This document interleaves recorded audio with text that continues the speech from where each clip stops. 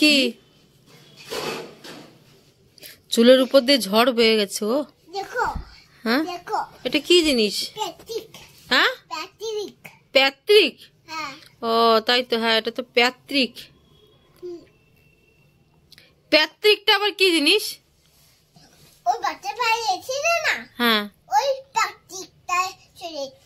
প্যাত্রিক plastic. হ্যাঁ, প্যাত্রিক। ও এই তুমি ভালো করে বলো, প্যাত্রিক। তুমি বলো কি বলছিস? প্যাত্রিক। প্লাস্টিক? বাবা প্লাস্টিক না প্যাত্রিক?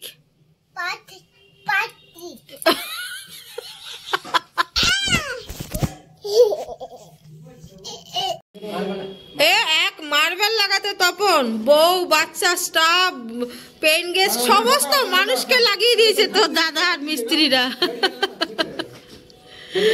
এক গ্রানাইট লাগাতে গোষ্ঠীর সবাইকে ডেকে নিয়ে এসছে।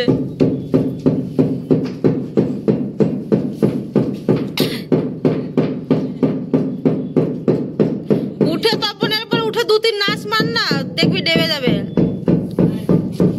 উঠতে পার। তোর ডিম কত বললো? 7 টাকা করে। কটা ডিম নিয়ে এসছিস তুই? দুটোই নিয়েছি। তোর ডিম কত? 7 টাকা করে, 14 টাকা নিলে। ও না, তোমার ডিম কত করে পড়লো? আমার ডিম 6 টাকা করে পড়েছে। তোমার ডিমগুলো কি দাম তাহলে বেশি পড়লো? কম। তোমার ডিমের দাম কি বেশি? কম কম। ও তপন, তোর ডিমের কত দাম? 7 টাকা করে। আর তোর দাদারটা 6 টাকা। তাহলে ডিম দাদার ডিম সস্তা রে। দাদার ডিম তো সস্তা হবে কে? দাম বেশি তোমার। দাদা এনেছে না তো, আধ কিলোমিটার দূরের রাস্তা, তো আমি এনেছি 10 মিনিট দূর থেকে। ওই জন্য তোরটা দাম বেশি পড়েছে। ও তপন লাস্ট শেষ, তাহলে তপনের ডিমের দাম বেশি, তোমার ডিমের দাম কম। তাহলে তুমি ডিম আলু পরোটা পড়ে যাবে। ও 2টা নিয়ে এলো আর তুমি 30টা নিয়ে এলে ডিম। তো তোমার গুলো পড়লো, তোমার ডিম গুলো পড়লো 6 টাকা 16 পয়সা করে, আর ওরটা পড়লো 7 টাকা করে। তো তোমার ডিমই সস্তা হিসাবে হলো। ডিমগুলোর ব্যাপারটা, ডিমের সাইজটা তো দেখতে হবে কত বড় আছে, ছোট না বড়। দেখি তোর ডিমগুলো নিয়ে আয়, দাদার ডিমগুলো নিয়ে আয়, তো সাইজটা দেখি। আমার ডিমগুলো লোকের অপারেশন করে বাইরে করতে। ও ওর ডিম খেয়ে দিয়েছে লোকে, আর দাদার ডিমগুলো কই দেখি। ও তো মুরগির ডিম রে। তোর ডিম আর দাদার ডিম ডিম কেন বলছিস? তো মুরগির ডিম বল তোরা, আর আমার ডিম দাদার ডিম এইসব করছিস উল্টো পাল্টা আজে বাজে ফালতু কথা বলিস তোরা। হ্যাঁ, আমার ডিমগুলো বড় না, আমার ডিম বিকছে দোকানদার।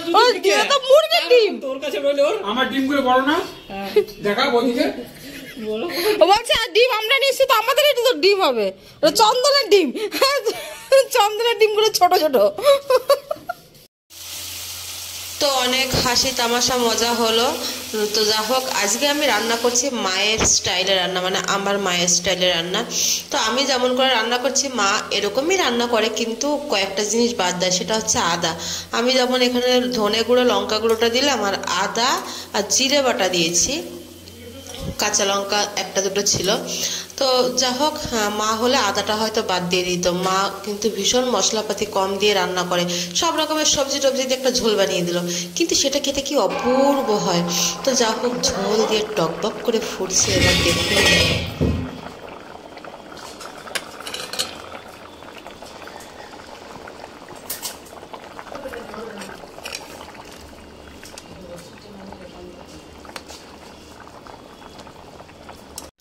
ও আচ্ছা, তোমাদেরকে তো বলাই হয়নি আমি কি এমন রান্না করছি মায়ের হাতের স্টাইলে, মানে মা যেমন করে রান্না করে। এটা হচ্ছে মানকচু। মানকচুতে রুই মাছ বা কাতলা মাছ বা ভেটকি মাছ যদি রান্না করা হয়, একটু মাখো মাখো যদি হয়, ঝাল ঝাল হয়, সে কিন্তু অপূর্ব টেস্ট হয়, জানেন তো। ছোটোবেলায় ভীষণ খেয়েছি, গ্রাম বাংলার রান্না তো এরকমই হয়, জানেন তো। তো এবার দিয়ে দিলাম জিরে তেজপাতা ফোড়ন। আর আমাদের বাড়িতে একটা জিনিস আমি দেখেছি, এটা কিন্তু আমাদের বাড়ির সব রান্নার বিশেষত্ব, জিরে তেজপাতা লাস্টে ফোড়ন, যে কোনো কিছু রান্না করে সেটা গামলায় এরকম ঢেলে লাস্টে এরকম ফোড়ন দেওয়া, এবং এই ফোড়নের উপরে যখন ঝোলটা ঢেলে দেওয়া হয়, এই যে সবজিটাতে বা মাছের ঝোলটাতে যত রকমের কাঁচা মশলার গন্ধ যদি থেকে থাকে সেটাই ফোড়নের উপরে দেওয়ার কারণে সেটা কিন্তু চলে যায়। আর আমার এই কচুগুলো এত ঠ্যাটা কিছুতেই সিদ্ধ হচ্ছে না। যতই একে আমি প্রথমে নুন দিয়ে ভাপিয়েছি, তারপর একটু ভেজেছি, তবুও দেখুন কসকস করছে। কিন্তু আমি তো ছাড়বার পাত্রী না, সিদ্ধ করেই ছাড়বো এটাকে। লাস্টে ভালো করে সিদ্ধ করে দেখুন একদম মাছের ঝোল গামা করে। গামা শব্দটা শুনেছেন কখনো? মানে মাখা মাখা, রসা রসা। হ্যাঁ, আমার বরের নাকি আবার রসা রসা শব্দটা শুনলে গা হাত পা নাকি শিরশির করে। তো লাস্টে শুধু একটু গরম মশলা দিয়েছি, জমে গেছিলো। বিশ্বাস করুন কচুগুলো লাস্টে মাখনের মতো একদম গলে গেছিলো। কচু জিনিসটা বাঙালদের খুব প্রিয়, জানি না কেন। আমারও কিন্তু কচু ভালো লাগে, সব ধরনের কচু ভালো লাগে, শুধু ওল কচুটা আমার খুব একটা খাওয়া হয় না। আর এখন যেটা হয়েছে, এই এত রান্নার মাঝখানে আর এইসব রান্না করার সময় পাওয়া যায় না। তো দেখুন আমার কচু মাছের ঝোল একদম রেডি। এবার থেকে আমি ভাবছি আমাদের বাড়িতে, মানে আমার বাপের বাড়িতে কেমন ধরনের রান্না বান্না হতো, কত লাইট খাবার রান্না হতো, কেমন একদম সাদা মাটা খাবার রান্না হতো, এবং যেগুলো খেতে আমার মা কাকিমারা জেঠিমারা ভালোবাসে। আর এই দেখে দেখুন মিস্ত্রিরা কাজ করছে, সেগুলো আপনাদের দেখাবো। এরকম কে করেছে? গিফট পেয়েছে কে লাইটটা? ও রাতে কাস্টমারদের জন্য ছিল, দাঁড়া খুলে লাগিয়ে দিই।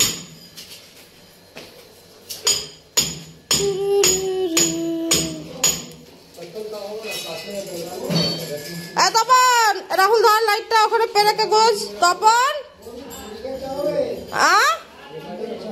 লিকার চা, তপন চিনি থাকবে? তপন চিনি থাকবে না? চা দে, লাল চা, ফ্লেভার টি বানা। জ্বললো রাহুল?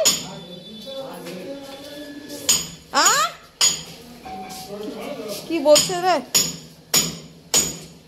হ্যাঁ, পুরো কাটনা পড়েগা। তোকে তো এগুলো খেতে দিয়েছি, আর তুই এগুলো কি শিং বানিয়ে ফেলি? দেখি দেখি দেখি। কাটা চামচের দুটো মাথায় দুটো দিয়ে শিং করেছে, মালা বানিয়ে দিয়েছে, আঙুরগুলো তো সত্যানাশ করে দিয়েছে এই মেয়েটা।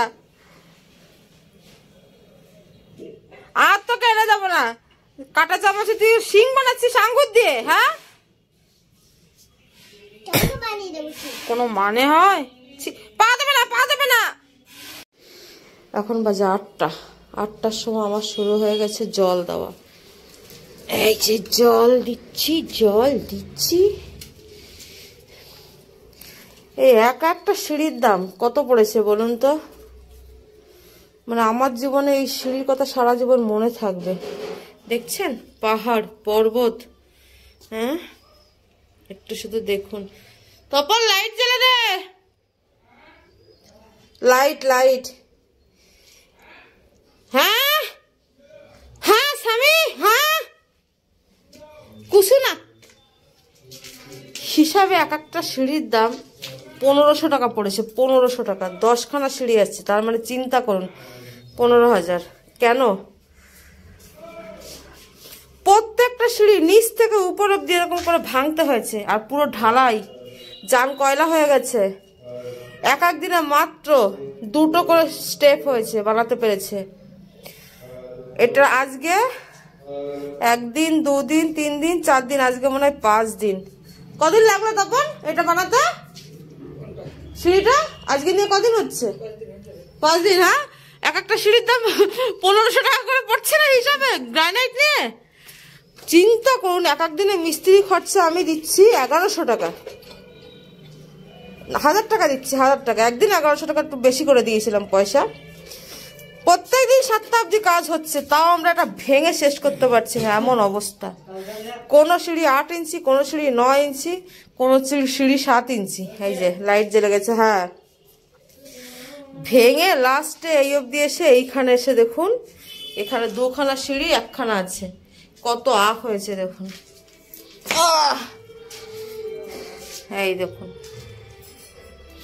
এবার এইখানটা সব ঢালাই পড়ে গেছে, ঢালাইয়ের উপর ইট দেওয়া, মানে 9টা সিঁড়ির জায়গায় এরা বানিয়েছিল 10টা। সেই একটা সিঁড়িকে মেকআপ করতে করতে আর প্রত্যেকটা সিঁড়ির 7 ইঞ্চি 8 ইঞ্চি করেছিল, মানে কি হাল যে হয়েছে বেহাল। আর এইদিকে ভেঙে ছিল সব তাহেস নাহেস করে দিয়েছি,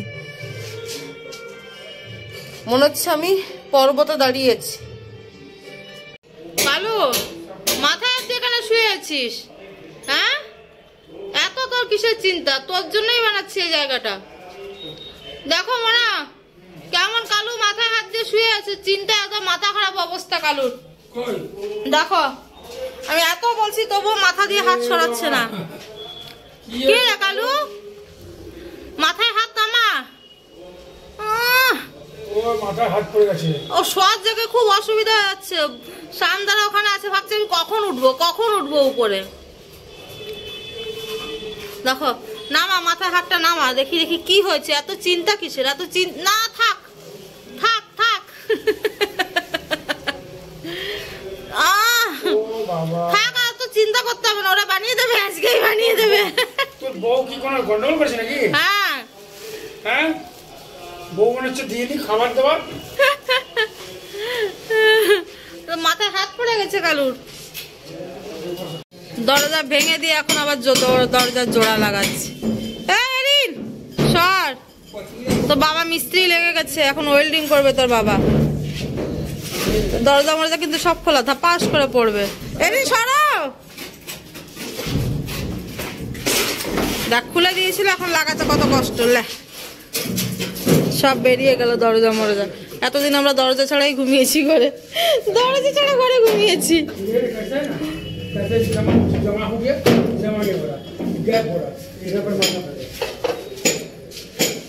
5-6 দিনের সিঁড়ি কাটার বানানোর ভিডিও একসাথেই দিলাম। এই যে থাপ্পিটা মানে ল্যান্ডিংটা কাটছে, এটা না 4 ইঞ্চি ঢালাই কেটে উঠাতে হয়েছে, তবেই গিয়ে মিলছে। মানে এত কঠিন এই ঢালাই কাটা, মানে 4 দিন ধরে শুধু এইটুকুই কেটেছে, জানেন তো, একটু উঠছে না। 10 বার মারলে একটুখানি উঠছে, কি ঝামেলা। আর এদিকে দেখুন আকবরটা ওখানে কাজ করছে, আর আমাদের কালু পিছন পিছন উঠে এসছে। দেখুন এখানে কিন্তু হিসু পায়খানা করা যাবে না।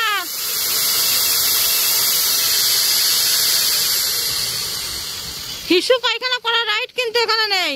এসছো ঘুরতে, ছাদ দেখতে, ভালো কথা, ছাদে এসে ঘুরে দাও। ওই পাঁচিলের ওখানে উঁচু হয়ে লাফিয়ে লাফিয়ে দেখছে। এত হিসু হিসু সব বন্ধ কিন্তু এখানে।